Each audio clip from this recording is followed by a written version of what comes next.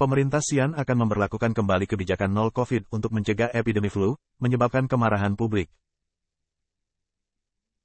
Epidemi flu melanda China dengan laporan gejala-gejala parah yang setelah terinfeksi terutama di kota Xi'an di Provinsi Shanxi, China.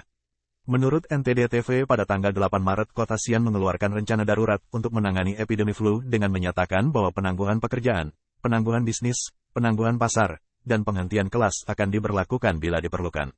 Pada tanggal 10 Maret pemberitahuan tersebut ditingkatkan untuk mencakup lockdown di seluruh kota, sesuai kebutuhan jika terjadinya wabah flu umum yang parah. Pemerintah daerah berencana untuk mengkategorikan wabah flu ke dalam 4 tingkatan, dan jika virus mencapai titik kritis dari epidemik tingkat tinggi, lockdown kemungkinan akan diberlakukan kembali.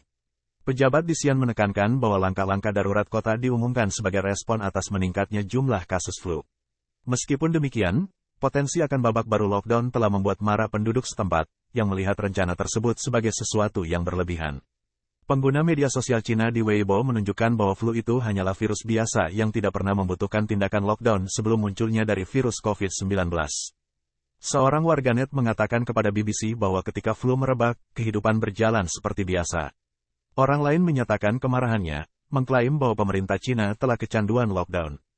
Huang Yinzong, seorang peneliti senior kesehatan global di Dewan Hubungan Luar Negeri, mengatakan kepada BBC bahwa kembali ke metode keras yang sama untuk menangani wabah flu sama sekali tidak masuk akal bagi penduduk setempat yang telah mengalami trauma akibat tindakan karantina wilayah baru-baru ini. Beberapa analis berpendapat bahwa pemerintah China mungkin sekali lagi menggunakan lockdown ketat dan menyerukan pemerintah untuk bertindak dengan hati-hati agar tidak menyebabkan kepanikan sosial dengan retorika yang ekstrim dan tidak adanya tindakan dari pihak berwenang setempat. Sementara itu menurut laporan terbaru dari NTD-TV, telah terjadi lonjakan dalam jumlah kasus demam di Beijing selama sidang 2 tahunan PKC dengan banyak orang mengantri di rumah sakit. Situasi serupa juga telah dilaporkan di Shanghai, Shandong dan daerah-daerah lainnya. Pada tanggal 9 Maret, Pusat Pengendalian dan Pencegahan Penyakit China mempublikasikan laporan mingguan mereka tentang flu, yang menyatakan bahwa flu telah memasuki fase peningkatan yang cepat di seluruh negeri dan mengakui bahwa situasi di wilayah utara lebih parah. Menurut catatan dari Rumah Sakit Anak Beijing, pada tanggal 8 Maret anak-anak dengan gejala demam dan muntah yang tercatat dalam catatan medis mereka. Dokter dari berbagai kota melaporkan peningkatan pasien demam di klinik mereka. Pada akhir pekan lalu, klinik demam di Rumah Sakit Anak Hangzhou menerima hampir 2.000 pasien per hari, 4 hingga 5 kali lipat lebih banyak dari puncak biasanya selama musim flu. Di hari Senin, lebih dari 4.000 pasien diperiksa di Rumah Sakit Anak Universitas Zhejiang, lebih dari 2 kali lipat jumlah biasa. Chou Wei, Wakil Direktur Departemen Rawat Jalan Rumah Sakit Anak Hangzhou, mengatakan bahwa satu-satunya ciri pasien flu adalah demam tinggi yang sulit diturunkan.